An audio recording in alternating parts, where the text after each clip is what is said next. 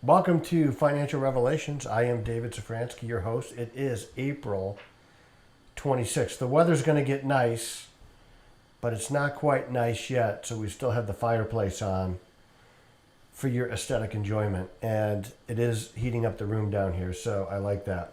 Today we're going to do a little bit of a departure. We're going to talk about finance, but we're also going to talk about it in the lens of politics.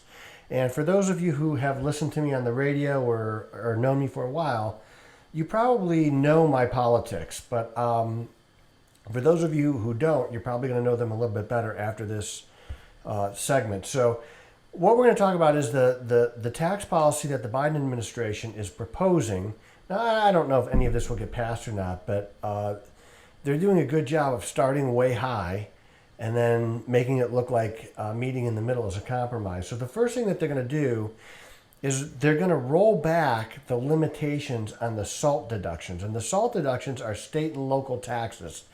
And I'm going to tell you why this is critically important for those of us who are a little bit more conservative politically, economically, fiscally, because limiting the SALT tax deductions holds the taxpayers making the bad decisions for the laws and the rules and the people that they elect accountable. Allowing unlimited SALT deduction spreads out the cost of their bad decisions to you and me. I did not vote for the spending that they're doing in California. I should not have to pay for the spending that they're doing in California. If they want to do that, by all means, do it. Spend your money however you want. But don't punish me by being allowed to deduct your state and local taxes. It takes a lot of the burden off of local officials to be responsible, because now people aren't really feeling the true cost of their bad voting behavior.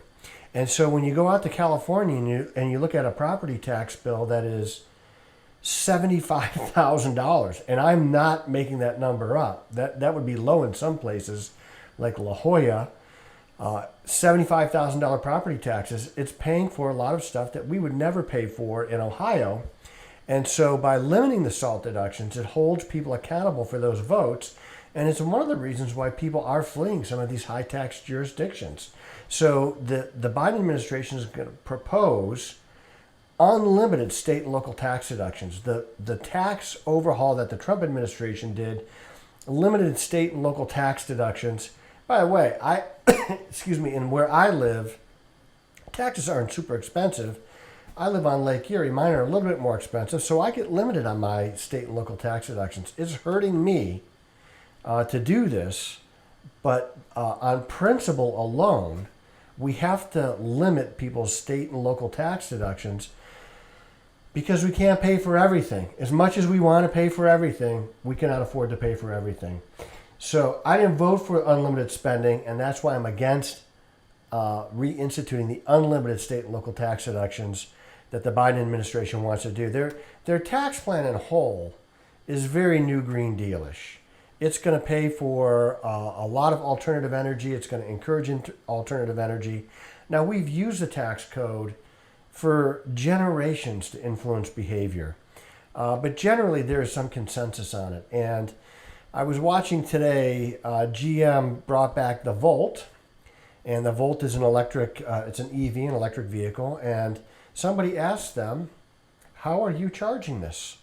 And they were forced to admit that it was by coal-fired power plants. So it was just slightly ironic, the admission, and they knew what the reporter was asking, and they were trying to avoid it. But EVs are not as clean as we're made to believe that they are. These battery packs, all the things that they do, the rare earth metals that they have to get to build an EV, all very dirty. What happens to the batteries when they're used? Where do we put them? In a landfill? We don't know yet. So the tax increases that the Biden administration is proposing would be anything but conservative. And so as we look at these things from an economic perspective, it's not really where we want to be spending our money long term. The next one is they're going to raise the capital gains tax for people making over $1 million from 23% to 43.8%. Now, the capital gains tax rate is really 20%, but when you get above a certain income, there's an Obamacare tax in there too of 3.8%, and that's going to stay there. So they're basically going to double the long-term capital gains tax for the wealthiest taxpayers. Admittedly, a relatively small amount of people. It's probably more symbolic than it is anything. But what actually happens when you raise taxes like this, where people don't have to pay unless they act, they just choose not to act. And so what happens is they have a projection of how much money, the Biden administration has a projection of how much money they're going to raise with the increased capital gains tax. It will be nowhere near it. The money that comes in will be nowhere near what they think is going to come in, because what's going to happen is people are just going to wait them out. And who it really hurts is if you own a business and you are in New York or California, your top capital gains tax rate, if you sell your business, could be 54%. So the government actually nets out more from the sale of your business in the capital gain than the business owner does. And these are people that they may have spent their entire life building up a business. It may be a tech firm, I don't know. But what happens is capital just kind of grinds to a halt. Kind of piggybacking on this capital gains tax increase is also a financial transactions tax, where they tax every sale of a security. Just a little tiny bit. But what happens is, again, capital tends to move to the least restrictive environment, and those companies will now move to different exchanges. Now, if you live in America, you're still going to have to trade mostly on American exchanges, and so you'll pay the tax, but by and large, companies will list on other exchanges because they will go to the least restrictive environment, wherever that is. And it could be Europe, but it probably won't be. It could be Japan.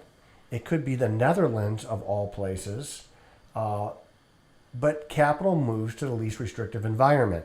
And so wherever it's least expensive, that's where companies are going to list their stocks for sale. And those countries will benefit from that, and we won't. So will they collect more money? Yes, they will. They definitely will. Because some companies are never going to move. They want to be here. But a lot of companies will choose to move their listings to different exchanges to avoid the tax. So far, a lot of these taxes that they have proposed have affected millionaires, but there's just not enough wealthy people. There's not enough millionaires and billionaires in the country to float the ideas that they're talking about right now. So they're going to have to bring it down to most people's level. And one way that they do that is through estate taxes. So right now, if your estate is worth $11.7 million or less, there's no federal estate tax. Now, that's a lot of money, granted. And if you're married, it's double that. So it's $23.4 million if you're married and you've divided up your assets properly between the married couples and trusts. So you could get $23.4 million of exclusion. They're going to bring that down to $2 million. Now, that also sounds like a lot of money. However, if you have worked at a company for, say, 35 years and you participated in the 401k and you have some life insurance and you die, it doesn't take a lot to get above $2 million. Now, at the first death, the estate isn't taxed because there's unlimited transfers between spouses. It's at the second death. So if you have two people, both worked for 35 or 30 years and they're in the 401k and they both have life insurance payable to their estate, and they die, it's pretty easy to get to those minimum exclusions for estate tax. And estate tax rates start at 35%. So, and they go all the way up to 55%. That's a lot of money that we're talking about raising by the federal government, and that's going to affect normal people. It is not uncommon at our office to see somebody who might have made $60,000, $65,000, $70,000 a year, which is not bad money, but they have over $1 million in their 401k. It is not uncommon at all to see two people, a married couple, with that. So the estate tax is now bringing this down to what I would consider to be average people, average income earners over the course of their lives who have planned well. And so they're finding ways, the Biden administration is finding ways to drag the tax code increases down to the middle class. And the next way that they're going to do this is also with the state taxes in a way, because right now, if you die and you've owned your house for 25 years, and let's say you bought it for $10,000. I'm just picking a number, and now it's worth $100,000, and you died owning that house. The heirs to that estate get what's called a stepped-up basis. So that means they inherit your house, not at the $10,000 you paid for it, but the $100,000 it's worth now. So if they sell it a day later for $100,000, there's no tax whatsoever, because they sold it for what it was worth, for what they inherited it at. If they sell it for $99,000, a house that they inherited for $100,000, they get a $1,000 loss, long-term capital loss on that house. The Biden administration is talking about doing away with stepped-up basis, and this is really dangerous, because what happens is a family member dies, mom or dad, maybe they both, they're both deceased. The kids inherit the house, the property, and everything, stocks. They're going to be forced to liquidate to meet that estate tax, to meet that inheritance tax, which the Biden administration is proposing. And that affects any income level. And so that I think the Biden administration, when they were first talking about tax increases, they were talking about people that made over $400,000.